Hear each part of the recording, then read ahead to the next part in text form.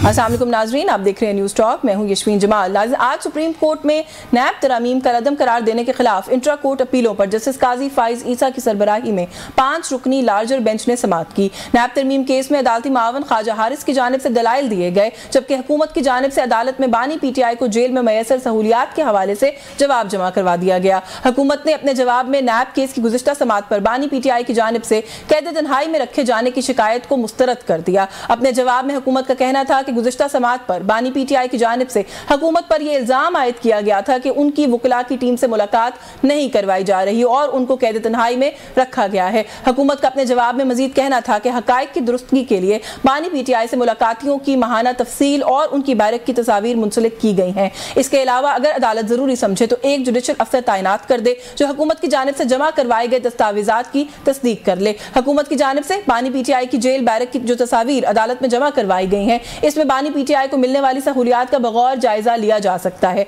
बानी PTI के कमरे में रूम कूलर, किताबों की अलमारी, मेज, कुर्सी और एक अदद LED दीवार पर नस्ब है। इसी कमरे में ही बानी PTI के लिए वॉशरूम की सहूलत मौजूद है। साइज के हिसाब से ये कमरा खासा बड़ा नहीं है। उसके अलावा कॉफी मेकर और मनपसंद खाने की अशिया भी बानी PTI के पास मौजूद है। एक्सरसाइज करने के लिए बानी PTI के पास साइकिल भी मौजूद है। इसके अलावा बैरक से बाहर कॉरिडोर में दिन में 2 बार चहलकदमी की सहूलत भी बानी PTI को जेल में मैसर है। बानी PTI को जेल में मौजूद सहूलियात की तस्वीर जारी होने के बाद PTI के आदत और कारकुनों की हुकूमत पर कड़ी तनकीद का सिलसिला हमने देखा कि उसका आगाज हो गया और इन सहूलियात को साबिक वज़ीर आज़म के लिए नाकाफी करार दे दिया गया। जहां एक जानिब PTI की क़यादत जेल में मैसर बानी PTI की सहूलियात को नाकाफी करार दे रही है, वहीं दूसरी जानिब हुकूमत की सियासी मुशीर राना सनाउल्लाह बानी PTI के लिए मजीद सख्तियों की पेशगोई कर रहे हैं। राना सनाउल्लाह का अपने बयान में कहना है कि अब मुज़ाकरात के दरवाजे बंद हो चुके हैं और अब तसादुम का ही रास्ता बचा है, जिससे जो हो सके वो कर ले। जहां एक जानिब से राना सनाउल्लाह मुज़ाकरात के दरवाजे बंद होने का बता रहे हैं, वहीं दूसरी जानिब PTI भी हुकूमत के साथ मुज़ाकरात करने पर आमादा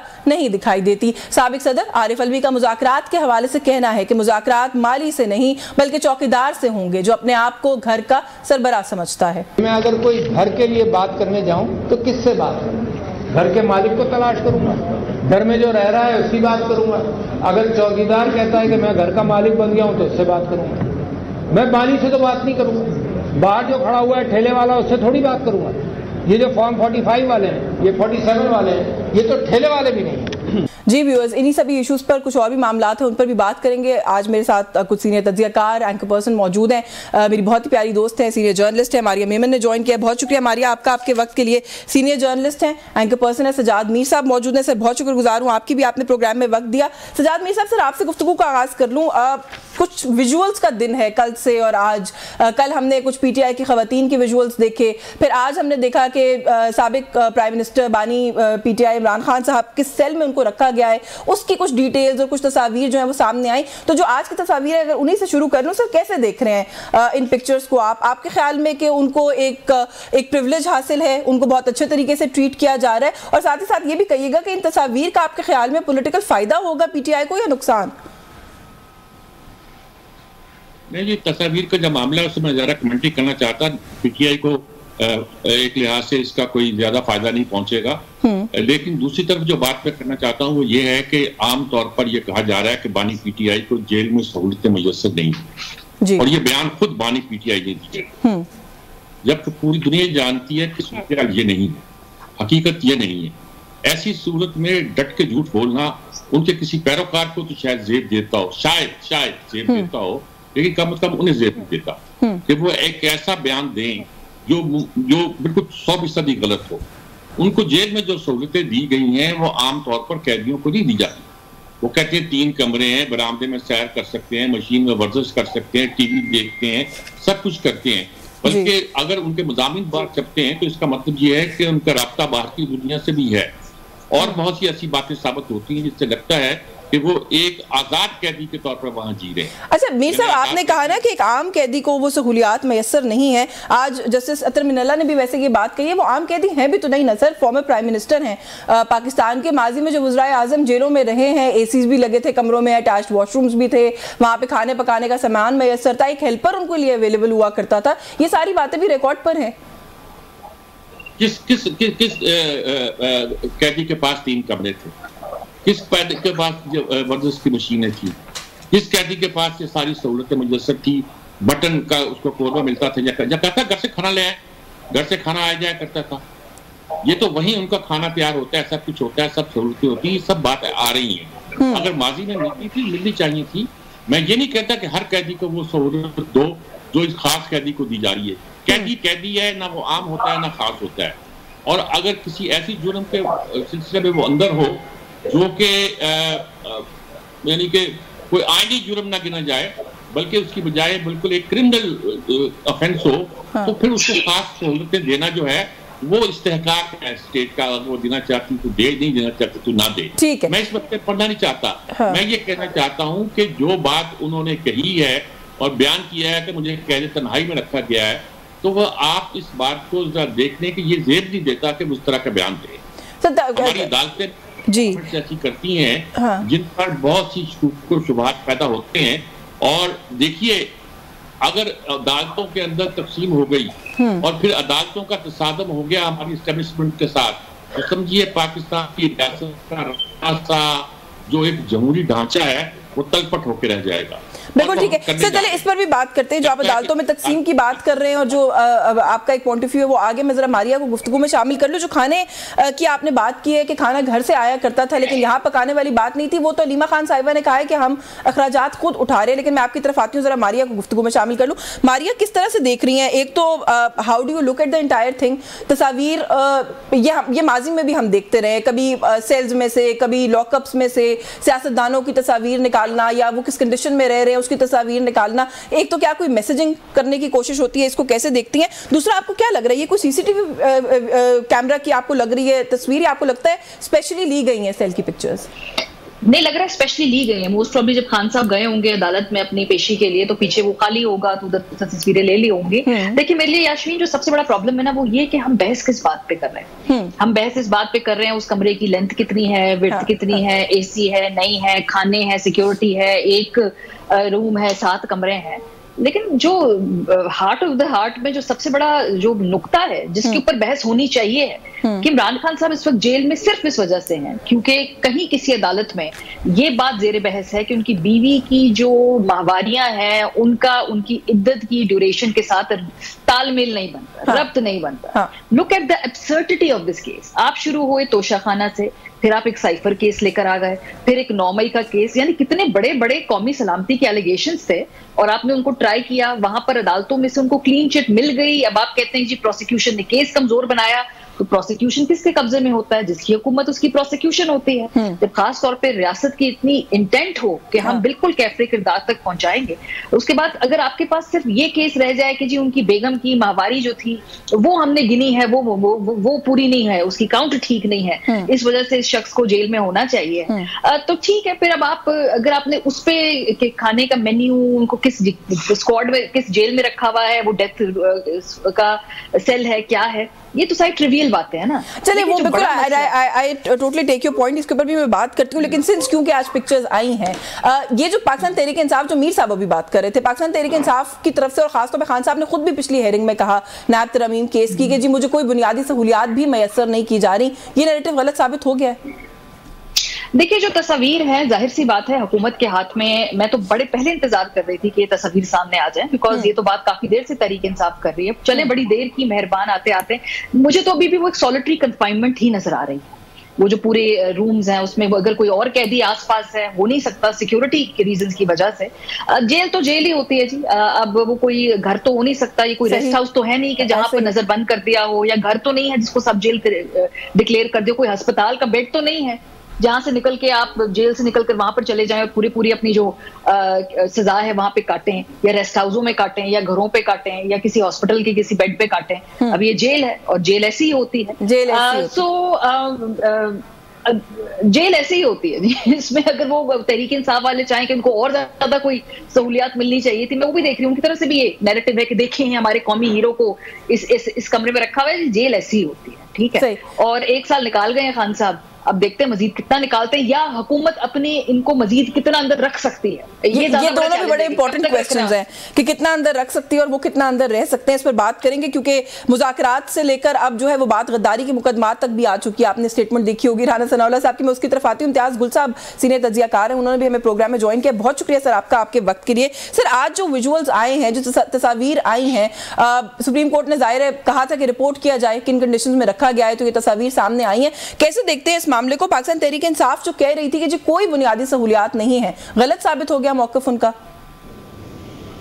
देखिए, तो मुझे भी नहीं मालूम, मैं भी सिर्फ तस्वीरें देख रहा हूँ, मुझे नहीं मालूम कि वाकई ये उसी सेल की तस्वीरें, उसी इलाके की तस्वीरें जिसमें इमरान खान को रखा गया और क्या वाकई इस किस्म के हालात हैं। लिहाजा इस पे मैं तबसरा नहीं कर सकता। आपको पता है इस वक्त प्रोपेगेंडा ज़बरदस्त किस्म का चल रहा है दोनों तरफ से, और दोनों साइड से अपनी अपनी बात साबित करने की कोशिश की जा रही है। लेकिन मेरे ख्याल मुझसे पहले जो आपकी मेहमान है उन्होंने बड़ा ज़बरदस्त नुक्ता उठाया, उसकी मैं मज़ीद तफसील से उसकी वजाहत उसके कर देता हूँ। तो ये कि हमें ट्रक की बत्ती के पीछे लगा दिया गया पाकिस्तान के अवाम को कि इन्होंने ये किया, उन्होंने वो किया, इस वजह से ये जेल में है। जो कोई 180 मुकदमा जो उन्होंने इस्लामाबाद हाई कोर्ट को बताया था कि उनके खिलाफ बने हुए हैं, और आज या कल से बल्कि कोई 1 दर्जन और मुकदमात की समाअत भी शुरू हो चुकी है या होने वाली है, बल्कि आज हुई है मेरा ख्याल है जी। बुनियादी सवाल इस तमाम गुफ्तगू का ये होना चाहिए कि क्या इमरान खान इस वक्त जिन इल्ज़ामात के तहत जेल में हैं क्या वो जायज़ थे, क्या वो कानून और आईन के मुताबिक थे, क्या उनकी इस वक्त जेल में मौजूदगी बिल्कुल इंसाफ के तकाज़ों के मुताबिक है। फिर शायद कुछ थोड़ी सी वजाहत होगी हमें। फिर ये जो फरूई मसाइल है ना कि उनका कमरा इतना है, छोटा है, बड़ा है, उनको सहूलतें मिली हुई हैं। भाई जब आप साबिक वज़ीर आज़म नवाज शरीफ जो कि भगोड़े थे, टेक्निकली कानूनन तौर पे भगोड़े थे, वो इस्लामाबाद जब पहुंचे हैं तो पूरी इंतज़ामिया उठ के वहाँ पे चली गई, उनसे दस्तखत करवाए, अंगूठे लगवाए उनसे। वो क्या था? बात यह है कि जब रियासत या रियासती इदारे एक दफ़ा तहैया कर लेते हैं कि उन्होंने किसी एक बंदे को दीवार से लगाना है या दीवार में चुनना है, तो फिर यही कुछ होता है जो इस वक्त इमरान खान के साथ हो रहा है। कतई नज़र इसके कि वो केस कानूनी है कि नहीं, क्योंकि इस बुनियादी तौर पर सियासी केसेस हैं, और उसी वजह से आपने देखा होगा कि माशाल्लाह बड़े सियासी हमारे बहुत ज़्यादा हरकारे हैं जो कि हर वक्त एक ही राग अलापते रहते हैं, और उसका तमाम जो वो एक राग जो है वो 9 मई के इर्द घूमता रहता है और उसमें वो सबको मतून करते रहते हैं।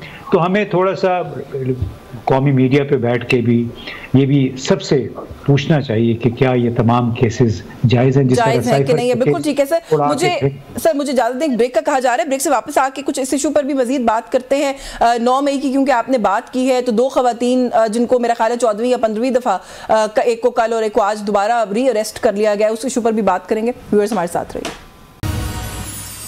जी। वेलकम बैक नाज़रीन। ब्रेक पे जाने से पहले हम बात कर रहे हैं जो आज कुछ तस्वीर आई हैं इमरान खान साहब की, जो बताया गया है कि जिस सेल में उनको रखा गया है ये उस सेल की तस्वीर है। सजाद मीर साहब, आपने जो आपका नुक्ता नज़र था, आपने कहा जी कि वो जो एक पूरा मौक़िफ़ है पीटीआई का वो गलत साबित हो गया, लेकिन यहाँ पर एक नया नुक्ता भी उठाया है मेरे बाकी पैनलिस्ट ने कि क्यों रखा गया इमरान खान साहब को जेल में। क्या बहस ये नहीं होनी चाहिए? अब तो ये इद्दत वाला जो मामला है सर, इस पर तो इंटरनेशनली भी अब मजाक बनने लग गया कि क्या एक शख्स को इसलिए जेल में रखा गया है कि उसने अपनी बीवी से शादी क्यों की है? देखिए, ये बात बिल्कुल बहुत नाजुक हो जाएगी। सवाल ये भी पैदा होगा कि अदालतें कैसे बिहेव कर रही हैं, हम अदालतों को मुकर्रर कैसे कहते हैं, क्या अदालतों पे एतबार किया जाए? टैरिफ केस के बारे में हवाले से अदालतें जिस तरह मामले को अपनी गले से उतार रही हैं और कह रही है ना ना ना इस बात ना करो, तो सोचने की बात है। हमारे माशरे में, हमारी तहजीब में, हमारे कल्चर में कुछ और मतलब है, उसकी नफी भी नहीं होती, देखा जाए तो उसके सबूत भी मिलते हैं। लेकिन मैं इन बातों पर जाना नहीं चाहता। इमरान खान के बारे में उसके खिलाफ बहुत सारे ऐसे चार्जेस हैं जो नेशनल सिक्योरिटी के हवाले से, इनको कौन डिसाइड करेगा? अदालतों पे तो एतबार ही नहीं रहा। अदालतें कहती हैं हमें इंटेलिजेंस एजेंसियां जो हम पे दबाव डालती हैं। शौकत सिद्दीक ने कहा था आपने उसको फांसी डाली क्योंकि उसका ताल्लुक उस जमात से नहीं था जो अब शोर मचा रही है। सर कौन सी नेशनल सिक्योरिटी का इशू, आप साइफर का हवाला दे रहे हैं? नहीं जी, मैं शौकत जो जस्टिस शौकत सिद्दीकी थे, जिनको निकाल दिया गया कि उसने कह दिया कि मुझ पर दबाव डाला जा रहा है, एजेंसियां दबाव डाली जा रही हैं, और अब इस्लामाबाद हाई कोर्ट पूरा कह रहा है कि हम एजेंसियां दबाव डाली जा रही हैं। वो ठीक कह रहे होंगे, लेकिन खुद इस्लामाबाद हाई कोर्ट कई मामलों पे ऐसे कमेंट्स देता है जिस पर मेरे जैसा एक आमी भी तबसरा कर सकता है कि वो ना कानून के मुताबिक दे रहे हैं, ना असूल के मुताबिक, मिसाल के तौर पे आपको किस पर मंतक और फलसफे के मुताबिक दे रहे हैं। इस पर भी गुफ्तगू हो सकती है। मेरा ख्याल में वो जो एक राय थी, बहुत अच्छी राय, कुछ जज बहुत अच्छे जज हैं, बहुत अच्छे जज हैं, और वो फैसले करते हैं, बहुत अच्छे फैसले करते हैं, लेकिन कुछ मुल्क की सूरत ऐसी हो गई है, सियासी सूरत ऐसी हो गई है कि सारे अपने अपने ज़हनी एक चुंगल में फंस के रह गए। नहीं, लेकिन मीर साहब थोड़ी सी वजाहत अगर कर दें, आपने कहा ना कि इमरान खान साहब पर कुछ ऐसे भी मामलात हैं जो नेशनल सिक्योरिटी से जुड़े हैं, वो कौन से मामलात हैं? और अगर हम ये कह रहे हैं कि इंटेलिजेंस एजेंसीज दबाव डाल रही हैं जजेस पर, तो वो क्या नेशनल सिक्योरिटी के खिलाफ तो दबाव नहीं डाल रही होंगी ना? जी, ये कि साइफर का मामला है, अगर ये मामला दुरुस्त है, मैं नहीं कहता दुरुस्त है, अगर ये मामला दुरुस्त है, कोर्ट ने जिस तरह हैंडल किया बिल्कुल गलत हैंडल किया, लोअर कोर्ट ने भी गलत किया, उसके ऊपर भी गलत हैंडल किया गया, अदालतों पे तो एतबार नहीं रहा बिल्कुल। एक जमाने में हम कहते हैं इलेक्शन फौज कराए, बाद में हमने कहा फौज नहीं कराए, अदलिया कराए, अदलिया ने कराया, कहा कि तो इफ्तिखार चौधरी की अदलिया है, इन्होंने तबाह करके रख दिया, अब अदलिया पे भी एतबार नहीं है। भाई जो अदालत सामने आता है उस पर एतबार उठ जाता है। अब इन जजों पे अगर इन्होंने अपना एतबार बाकी ना रखा आखिरी वक्त तक, इनको बहुत मुश्किलात भी पेश आएगी। तो मेरा ख्याल में ये पाकिस्तान की रियासत ये एक बहुत खतरनाक सूरत हाल है, खतरनाक सूरत हाल है। अच्छा सर इजाजत दें, मैं जी 9 मई का वाकया आप हवाला देते हो, 9 मई का फैसला बहुत जल्दी हो जाना चाहिए था, और जिन लोगों को बरी होना था बरी हो जाना चाहिए। 4 मुकदमात में तो इमरान खान साहब खुद भी बरी हो गए 9 मई के। नहीं, 9 मई के वाकयात के बारे में 1 साल से लटकाए रखना उनको, और क्यों लटकाए रखना? सिविल अदालतें जो कि फैसला दे चुकी थी कि मिलिट्री कोर्ट इसको सुन सकती है एक जमाने में, अब वो कहती नहीं। सर आप कह रहे हैं, आप बुनियादी तौर पर कह रहे हैं अदालतें बायस्ड हैं। मैं नहीं कहता बायस है, मैं कहता हूं कि जो एक बात मिसाक जमहूरियत में जिसका जिक्र किया गया था कि सियासी मुकदमात और कॉन्स्टिट्यूशन मुकदमात के फैसलों के लिए एक अलग अदालत होनी चाहिए सुप्रीम कोर्ट की, और आम मुकदमात के लिए अलग होनी चाहिए। इस वक्त अदालत जजों के टेम्परामेंट ने साबित कर दिया है कि बहुत सारे ऑनेस्ट जज भी जो है वो शायद कॉन्स्टिट्यूशन मुकदमा सुनने के अहल नहीं है। चलिए सर, मैं ये बड़ा एक आपने नुक्ता उठाया, मैं इस पे भी बात करती हूँ। सर इजाजत दें, मैं पड़ेगा, और इन मुकदमात के लिए आपको अदालती निजाम के कुछ न कुछ तब्दीली करना बिल्कुल ठीक है सर, मुझे इजाजत दीजिएगा। मैं मारिया मेमन आपकी इजाजत से, क्योंकि इम्तियाज गुल साहब को शायद जाना है, उनके पास थोड़ा सा वक्त, मैं पहले उनकी तरफ अगर चली जाऊं। गुल साहब एक तो जो बात भी कर रहे थे सजाद मीर साहब, उसके ऊपर आप कोई कमेंट करना चाहते हैं तो जरूर करें। दूसरा ये जो सनम जावेद साहिबा का मामला है, आलिया हमजा का मामला है, इसको कैसे देखते हैं? 15वीं-14वीं दफा ये खवातीन गिरफ्तार हुई हैं, ये सुपर विमेन थी, ये एक वक्त में इस मुल्क के 5, 6, 10 शहरों में मौजूद थी, मुकदमात है कि खत्म ही नहीं होके दे रहे सर। देखिए हम बड़ा एहतराम करते हैं सबका जी, लेकिन मेरा ख्याल है वही बात करनी चाहिए जो आपके दिल में भी होती है। तो ऐसे लगता है कि हम इधर उधर की बातें ज़्यादा कर रहे हैं। यानी जो मीर साहब ने जो कहा, मेरा बड़ा एहतराम है उनके लिए, लेकिन उनकी नज़र में अब तमाम जो जज हैं उन पे भी उन्होंने सवाल उठा दिए। उन्होंने, इसका मतलब है कि अटॉर्नी जनरल की सलाहियत के पे भी सवाल उठा दिए। तो अर्ज ये है कि अदालतें डंडे के जोर पे तो चल सकती हैं, लेकिन हर शख्स की ख्वाहिशात पे नहीं चलेंगी, बल्कि वो आइन के मुताबिक, कानून के मुताबिक और जो ज़मीनी हालात हैं उनके मुताबिक चलती हैं। काजी फैज़ ईसा साहब जो चीफ जस्टिस हैं, उनकी मंतक के मुताबिक नहीं चलती हैं, क्योंकि वो ये कहते हैं कि हमने तो ब्लैक एंड वाइट में देखना है, जो हमारे पास आएगा हम उसकी बुनियाद पे फैसले करेंगे। फिर उनको याद दिलाना पड़ा जस्टिस मंसूर अली शाह ने, जस्टिस अख्तर मिल्ला ने, कि एक जमात थी वो बार बार शिकायत कर रही थी कि हमें लेवल प्लेइंग फील्ड नहीं मिल रहा है। तो यानी जज ये नहीं कर सकता कि वो जमीनी हालात से बिल्कुल आंखें बंद करके सिर्फ उस मामले का, लेकिन उसमें चीफ जस्टिस साहब ने कहा ना, उन्होंने कहा जी कि उनको अगर इतना ही इस मसले से कोई प्रॉब्लम था तो उनको आना चाहिए था, वो तो आए नहीं ना हमारे पास। नहीं, आपने मेरी बात नहीं सुनी। आप प्लीज मुझे पूरी बात करने दें। उन्होंने जो उनका जो मौक़िफ़ है वो अपनी जगह है, लेकिन वो ऐसे लगता है कि जैसे पाकिस्तान में नहीं रहते, पाकिस्तान में उन्होंने प्रैक्टिस ही नहीं की। यानी इतना कानून इतना अंधा नहीं होना चाहिए, आजकल के दौर में इतना अंधा नहीं हो सकता जितना अंधा काजी फैज़ साहब और कुछ उनके हम ख्याल जज इस तमाम मामले को साबित करने की कोशिश कर रहे हैं। बुनियादी इशू मैं फिर उसी पे आऊँगा कि हमें तमाम मुकदमे हैं, चाहे वो सनम जावेद है, आलिया हमजा है, इन तमाम मुकदमात को कानूनी नज़र से देखने की बजाय सियासी नज़र से देखना। ये सियासी मुकदमात हैं। जिस तरह भारत ने पाकिस्तान को सबक सिखाने का एक मंसूबा शुरू कर रखा है, जिस पे बड़े ज़ोर शोर से नरेंद्र मोदी ने 2014 से अमल कर रखा है, कुछ यही सूरत हाल पीटीआई को सबक सिखाने वाली भी है। पीटीआई के उन लीडरों को जो कि जिसको कहते हैं कट्टर पीटीआई के चाहने वाले हैं या उसको फॉलो करने वाले हैं, उनको भी सबक सिखाने की कोशिश की जा रही है और इसीलिए इनकी ज़मानतें भी बार बार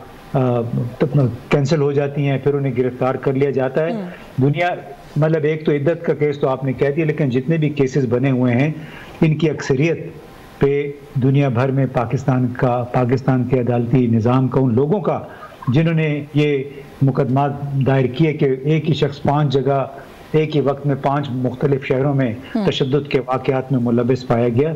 मतलब हमें खुदा के लिए हमारे शख्सी ज़ाती माली मफादात एक तरफ, लेकिन मुल्क का मफाद भी किसी को अजीज़ रखना चाहिए। मुल्की मफाद ये होता है कि आप आइन और कानून के मुताबिक बात करें, जो आइन और कानून के मुताबिक वाक़तन काम हुआ है आप उसको सराहें। सियासी बुनियादों पे किए गए इक़दामात को सराहना, उनको डिफेंड करना मैं समझता हूँ कि वो तारीख़ में सुनहरे रूप से नहीं लिखा जाएगा। बिल्कुल ठीक है। अच्छा सर, आपने एक जो बात की अभी आला अदलिया में सुप्रीम कोर्ट में जो सख्त मामला है उसके हवाले से, मारिया मेमन साहिबा, ये कोई किस तरह की सूरत हाल है, आप इसको कैसे देखती हैं? कुछ लोगों का ख्याल है कि कानून सुप्रीम कोर्ट में आजकल अंधा है, कुछ लोगों का ख्याल है कानून हाई कोर्ट में, इस्लामाबाद हाई कोर्ट में बिलखुसूस अंधा है। तो ये एक डिवीजन दिखाई दे रही है हमें अब इस इंस्टीट्यूशन के अंदर भी, और इसको लेकर भी जिस तरह की तनकीद हम देखते हैं डिफरेंट कैंप्स पे होती है, इस पर क्या कहेंगी? ये कोई नई बात तो नहीं है यशवीन। यहाँ पर जो मेरे दोनों बाकी को पैनलिस्ट हैं वो तो उस मुल्क की सियासत में तो कई दहाइयों पहले से नजर रखे हुए। क्या बेनजीर भुट्टो साहिबा अपने दौर में ये नहीं कहा करती थी 90s में, जब नवाज शरीफ साहब डार्लिंग थे उस वक्त की इस्टेब्लिशमेंट के, कि वो जो चमक दमक होती है, ये मुझे बड़े याद है बेनजीर साहिबा के बयानात के, और वो ये हमें मालूम नहीं है कि उस वक्त भी इस तरह की शिकायत होती हुआ करती थी। तो ये एक सियासी प्लेयर है जुडिशरी इस मुल्क के अंदर हमेशा से। इस मुल्क के अंदर अगर मार्शल लॉज को किसी ने जस्टिफाई किया है, उसके ऊपर बाकायदा जजमेंट्स आई हैं नुसरत भुट्टो के, आप देख लीजिए, तो उसको वैलिडेट हमारी जुडिशरी नहीं किया। सो दे आर डीपली पॉलिटिकल। और ये आज की बात नहीं है, ये तो कई दहाइयों से बात है, बल्कि मेरा ख्याल है इस मुल्क की इंसेप्शन से लेके जब मार्शल लॉ लगे हैं तो जुडिशरी ने भरपूर तरीके से उसकी सहूलतकारी की है। मुशर्रफ साहब की भी की थी। जब नवाज शरीफ साहब के मामला ठीक हो जाते हैं मुक्तदरा के साथ, तो उनके लिए सारे केसेस के आगे से रुकावटें खत्म हो जाती हैं। कहीं मामला फंस जाता है तो केसेस दोबारा से, और फिर वही बात है, उन्हीं नवाज शरीफ के लिए अपने फेवरेबल टाइम पर अदलिया अच्छी हो जाती है, जब नहीं होता है यही मामला पीटीआई का दिया। 2008 की गवर्नमेंट तो स्टे पे थी, स्टे पे 5 साल पंजाब की गवर्नमेंट चली है जब शहबाज शरीफ साहब चीफ मिनिस्टर थे। शहबाज साहब का ये जो केस था टीटी का ओपन एंड शट केस, जिन्होंने उन्होंने ओथ लेना था, उस दिन उनकी पेशी थी बतौर वहां पर एज ए मुल्जिम, तो वो फिर केस हम देखा कहीं गायब हो गया और वो वजीर आजम बन गए। तो पिक एंड चूज नहीं करना चाहिए। अगर आपने देखना है होलिस्टिकली पूरी से क्या इस मुल्क की अदलिया पार्ट ऑफ द प्रॉब्लम है? यस। क्या वो सियासी है? बिल्कुल है। लेकिन ये नहीं जी कि अभी हो गई है, पहले नहीं थी, या फलाने से फलाने दौर में नहीं थी। सच बोले तो फिर पूरा सब सच बोले ना, कि ये डीपली प्रॉब्लमेटिक है। नवाज शरीफ साहब जहां इस अदलिया के फैसलों के जेरे अताब रहे हैं, वहां उनके बहुत सारे फैसलों के वो बेनिफिशियरी भी रहे हैं। अभी भी जो उनकी हुकूमत बनी थी तो वो बेनिफिशियरी थे शहबाज साहब, तो वो बने हैं ना वजीर। बिल्कुल ठीक है। अच्छा मारिया, मुझे ना एक ब्रेक का कहा जा रहा है, ब्रेक से वापस आके आप ही से गुफ्तगू का दोबारा आगाज करूंगी, और ये जो सनम जावेद साहिबा वाला मामला है इस पर भी राय लेंगे, आपकी भी, मीर साहब की भी। इस ब्रेक के बाद व्यूअर्स हमारे साथ रहे। जी वेलकम बैक नाज़रीन। ब्रेक पे जाने से पहले मारिया साहिबा, मैं आपसे बात करती हूँ, मैंने यही कहा था कि हम कुछ इस पर बात करेंगे थोड़ा सा, कि आप इसको किस तरह से देख रही हैं। सरगोदा से छूट के गुजरावाला जो है वो पहुंचा दिया गया है, बेल की खबर इधर आती है, 1 घंटे के बाद दोबारा अरेस्ट की खबर आ जाती है। ये मामला इसके बारे में क्या कहेंगी? अब तो बहुत सारे लोग ऐसे हैं जिनको बाकायदा जमानतें मिल गई हैं, लोग रिहा भी हो रहे हैं, लेकिन इन 2-3 खवातीन का मामला हल नहीं हो रहा। मजाक बन के रह गया ये पूरा निजाम। अब देखिए जो मई 9 था ना याशीन, उस दिन इस मुल्क के अंदर वैंडलिज्म हुआ है, इमारतें जली हैं। हाँ। उस दिन जो इस मुल्क के अंदर ये क्राइम है वो नहीं होना चाहिए था, लेकिन जब आपका रिस्पॉन्स रियासत का, हुकूमत का इतना डिस्प्रोपोर्शनेट हो कि फिर वो रिस्पॉन्स ही मजाक बन के रह जाए, जिसमें एक ही शख्स के ऊपर, एक ही औरत के ऊपर 4 मुख्तलिफ शहरों के अंदर होने के मुकदमे बन जाए, तो जो आप असल जुर्म है ना उसकी पर्दादारी या उसमें सजाएं ना हो, आप उसके सहूलतकार बन जाते हैं। क्योंकि आप इतनी वीक प्रोसिक्यूशन करते हैं, आप इतना वीक नैरेटिव बनाते हैं, आप गलत लोगों को मुकदमों के अंदर पकड़ लेते हैं और फिर उनको सिर्फ और सिर्फ तमाशा बनाने के लिए जो असल जो मसला है उससे डिवर्जन हो जाते हैं। क्या 9 मई के रोज इमारतें नहीं जली हैं? क्या उनके मुल्जिमान नहीं है? मुल्जिम है। क्या ये वैंडलिज्म का केस था? बिल्कुल था। लेकिन अगर अब उसको सियासी सारे उसमें घोल के उसके बाद सनम जावेद जैसी खवातीन को इस सिर्फ एक निशाना इबरत बनाने के लिए इस तरह करेंगे तो फिर आपकी तो बात की ओवरऑल आपका केस कमजोर हो जाता है ना। वो जो पूरा नैरेटिव आपने बिल्ड किया उसको खुद कमजोर कर दिया। अब honestly Sanam Javed is making everyone look very very bad. Yes. और बाकी सारे इतने बोने से लग रहे हैं सनम के आगे 1 साल के बाद, क्योंकि वो हंसती मुस्कुराती अपनी सारी हियरिंग्स के ऊपर आती है। आपको पता है इस मुल्क के अंदर जो जाहिर जाफर केस था उसकी वालिदा साहिबा तक को उसमें बेल मिल गई थी, क्योंकि इस मुल्क में सुप्रीम कोर्ट का डिसीजन है कि खवातीन को बेल मिला करती है, लेकिन इन खवातीन को बेल नहीं मिल रही है। तो और इसके लिए तौजीह ये दी जाती है कि दंगा फसाद औरत करे या मर्द करे, जुर्म तो जुर्म होता है। अगर आप किसी से सवाल करें तो नॉर्मली इसका जो एक्सप्लेनेशन है वो यही आता है। मैं जरा सजाद मीर साहब को शामिल कर लूं। सर, ये सारा कुछ जो हो रहा है इसके बीच में उमर अयूब साहब की तरफ से नए इंतखाबात का मुतालबा सामने आ गया। वो कहते हैं जी कि बस ये सारा मामला जो यहीं पे छोड़ देना चाहिए और नए इलेक्शंस हो जाने चाहिए मुल्क में। क्या कैसे देख रहे हैं इस मुतालबे को? आपके ख्याल में क्यों पीटीआई का अब ये ख्याल है कि नए इलेक्शंस हो जाने चाहिए? वैसे जी नए इलेक्शन इतनी जल्दी हुआ नहीं करते। चलिए मान लिया हो जाएंगे तो उसका भी यही इंजाम होगा जो इन इलेक्शन का हुआ, उसी पर यही इतराज होंगे। हो सकता है इतराज उठाने वाले बदल जाएंगे लेकिन यही इतराज होंगे। मैं पहली जो गुफ्तगू हो रही थी उसके हवाले से एक बुनियादी बात करना चाहता हूँ कि अदालतें अगर एक पॉपुलिस्ट डिसीजन करें और ये समझे जैसे हम कहा जा रहा है कि फलां शख्स बहुत मकबूल है, किसी का मकबूल होना जो है उसकी बेगुनाह होने की निशानी नहीं हुआ करता। अगर ये कहा जाए कि पॉपुलिस्ट डिसीजन करो, लोगों को ये पसंद है, लोग ये सुनना चाहते हैं, लोग जब पसंद करते हैं तो ये इंसाफ का खून होता है। इंडिया में क्या हुआ था? सुप्रीम कोर्ट में इंडिया की मिसाल दी गई। इंडिया में क्या हुआ था? अफजल गुरु को, कश्मीरी लीडर को पार्लियामेंट के हमले के केस में पाकिस्तान के साथ मिलकर करने के बाद में सजाए मौत दी गई, बना दी गई, फांसी को लटका दिया गया। लेकिन सुप्रीम कोर्ट ने अपने फैसले में लिखा कि ये केस इस तरह साबित नहीं होता, लेकिन अवामी परसेप्शन ये है और हम इसके तहत फैसला करने पर मजबूर। इस तरह के और बहुत से मामला हैं। राम मंदिर का मामला है और बहुत सा मंदिर का मामला है। जब अदालतें बड़ी पॉपुलिस्ट फैसले करती हैं, आप अदालतों का तो काम है कि वो आवाम की पॉपुलर राय से हटकर अगर इंसाफ किसी और तरफ जाता है तो इंसाफ को उस पॉपुलैरिटी से निकालकर सामने पेश करें। अगर 9 मई का वाकया करने में कुछ लोग मुलव्वस हैं तो सिर्फ उनको इसलिए नहीं छोड़ा जा सकता कि वो बड़े लोग हैं, या इसलिए नहीं छोड़ा जा सकता कि देखिए उन्होंने फौज ने बड़ी अच्छा काम किया। मैं नाम लेता हूँ खदीजा शाह का, आप इसका नाम ले रहे हो, उनका आप नाम नहीं लिया जा रहा। वो जनरल आसिफ नवाज की नवासी थी, हमारे आर्मी चीफ आसिफ नवाज जब कोर कमांडर कराची थे, मैं वहां था। मैं जानता हूँ बड़े अपराइट किस्म के जनरल थे वो सलमान शाह की बेटी है। सलमान शाह को पर्सनल जाती तौर पर जानता हूँ, हमारे अगर ये ना कहूँ कि हमारे दोस्त हैं तो कम से कम बहुत उनसे करीबी ताल्लुकात है। लेकिन उसके बावजूद फौज ने जो था आंखें बंद कर ली, काफी अच्छा था। सर सवाल इसमें ये नहीं है, सर सवाल इसमें ये है कि वो खदीजा शाह हैं, वो सनम जावेद हैं, वो आलिया हमजा हैं, वो कोई भी हैं, वो एक वक्त में 6 शहरों में कैसे मौजूद थे और 6 शहरों में आग कैसे लगा रहे थे? सवाल तो इतना बुनियादी सा, ये जो बात मारिया कर रही है ना, इस तरह के केसेस बनाकर जो नैरेटिव, सही नैरेटिव होता है ना, उसके गुब्बारे से भी हवा निकल जाती है, वो भी कमजोर हो जाता है। इन ख्वातीन को छोड़ के यास्मीन राशिद का बहुत मद्दार हूँ और बहुत अपराइट किस्म की खातून है। उनके नाम से मंसूब कर चलो चलो चलो कोर कमांडर हो, चलो चलो कोर कमांडर हो, चलो। फिर उनके नाम से ये भी मंसूबे के अंदर कोई ना जाए। दोनों बातें आती हैं। तो इंसाफ तो होना चाहिए था कि अगर वो उसने जुर्म किया है तो किस हद तक किया है। लोगों को सिर्फ इस बात का अफसाने के वो वहां जाए ये जुर्म किया है, आग लगाने का जुर्म नहीं किया है।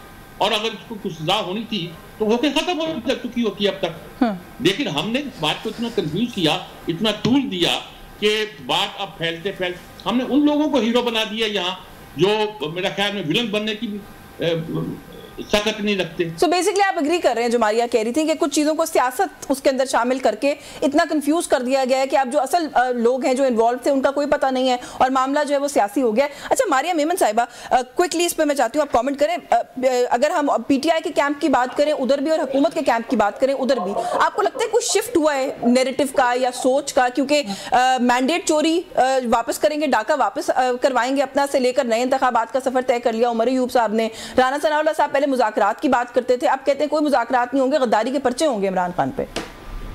देखिए पीएमएलएन पे तो मुज़ाकरात की वाहिद कोई पेशकश जिसको सीरियसली लिया जाएगा तो वो भी जो नवाज शरीफ साहब करेंगे। अभी कुछ हफ्ते पहले उन्होंने दोबारा अपनी पार्टी की सदारत संभाली तो मैं इंतजार कर रही थी शायद वहां पर वो कोई ऐसी बात करें कि हमें जो है टेम्परेचर नीचे लाने हैं, वो ऑफर वहां पर तो नहीं की गई।